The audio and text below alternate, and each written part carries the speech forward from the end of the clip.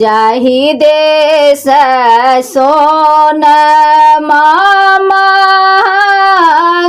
भेल, रूप सस्ता भेल रे।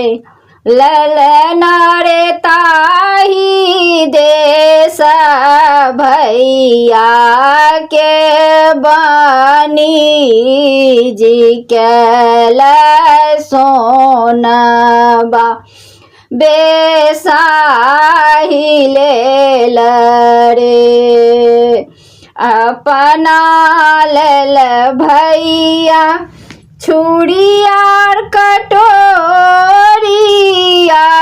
रे।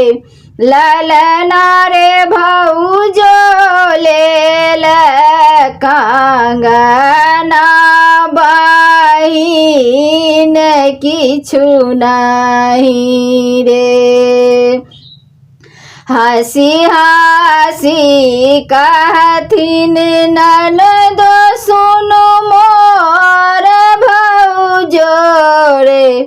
ललना रे बेटवा के तू बियाहल, कंगना हम बधैया लेब रे। कहाँ गेली किए जे भेली गोतनी, तोए मोरहित बसुरे। ललना रे बाड़ी में धतुरबा केर गाछ, नदिया दाई के औषध देब रे।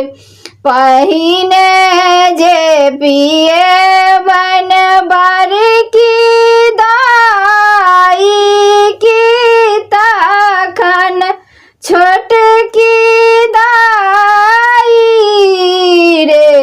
ललना रे मातल जेती सासुरारी का, गनमा मोरा बची जत रे।